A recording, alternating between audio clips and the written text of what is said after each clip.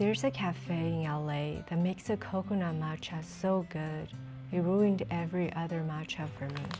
So I had to recreate the matcha at home. I tried 2 totally different ways. Here's what actually worked. Part 1. Olive and James. The matcha that started all. There's this spot in LA called Olive and James. It's not flashy, no giant neon sign, just neutral tones, soft light, and people quietly sipping drinks that look too pretty to be real. But the real magic, their coconut matcha. It's this perfect blend of earthy matcha and subtle coconut cream. Slightly sweet, unbelievably smooth, and so addictive that even after one sip, I knew I'd be back. And I was, again and again. Until one day, standing there with another 7 drinking hand, I asked myself, can I actually make this at home? Not just a copycat version. I wanted to understand what makes their matcha so good. So I started a little project. 2 ways to make matcha at home, and 1 mission to get as close to that dreamy Olive and James coconut matcha as possible.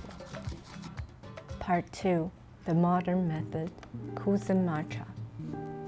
First up, I tried the futuristic route, the Cuzen Matcha Machine. This thing looks like Apple designed it. Sleek, silent, all soft curves and minimalist buttons. Here's how it works.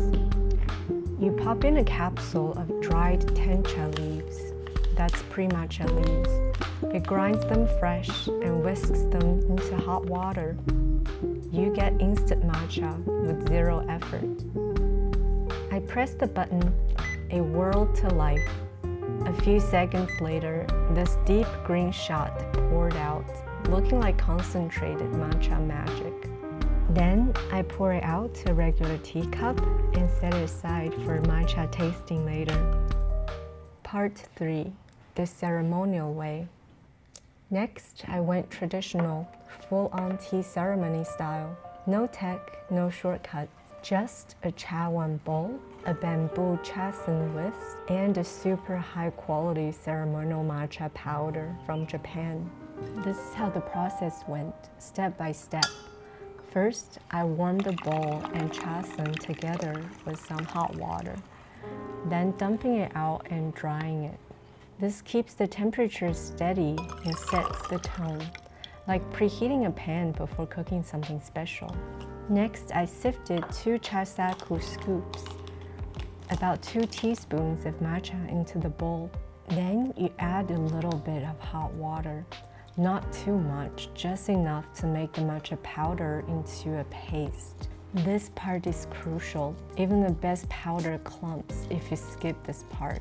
Keep stirring until there's no visible clump left behind.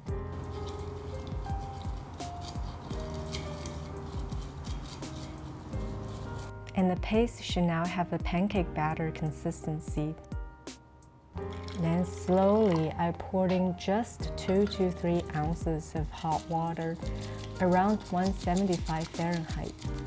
Not boiling water because boiling burns the matcha and brings out the bitterness. Then the real magic starts, the whisking. I held the chawan in one hand and with the other I began whisking briskly in a W or M motion. Not circular, zigzag. Quick and deliberate.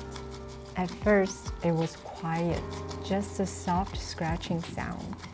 Then foam starts to bloom across the top, tiny bubbles rising like microclouds. Then I slowed down and lifted the whisk just a little above the bottom of the chawan. It's almost like dangling in mid-air. Then I started another round of whisking, also in W or M motion, and this time I tried to be even faster, so that all the big bubbles will go away in the end. That's the desired result.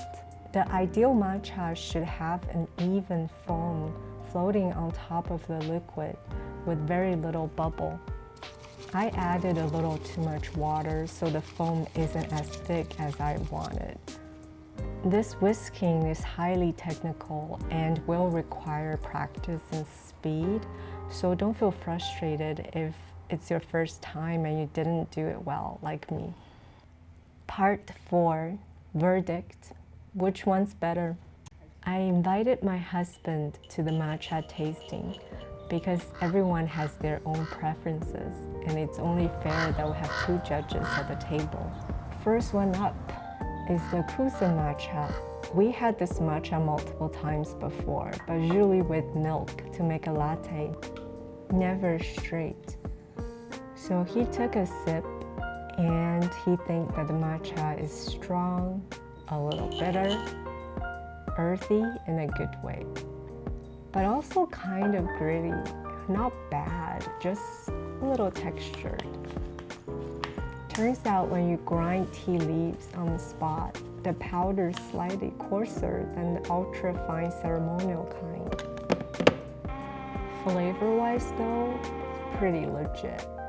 It was bold, grassy, full-bodied, and felt like real tea. Would it work with coconut milk to make the coconut matcha of my dreams? Totally. But the bitterness might need a little sweetener to balance it out. Still, for convenience, the Cuzen wins.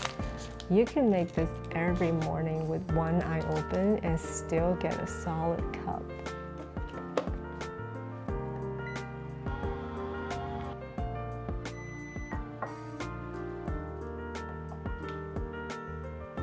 But I had a feeling Olive & James used something a little more refined. Then we taste the matcha made in the ceremonial way. Wow, I gotta say, the smoothie is so silky. There's no grit, no bitterness, just soft umami with this natural sweetness at the end.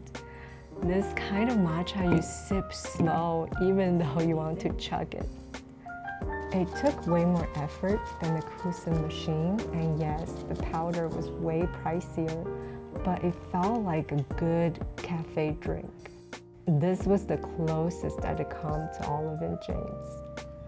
All that was missing was the coconut milk, the traditional way of making matcha, even though it's way slower, but it's so meditative and makes the end result so much smoother and creamier.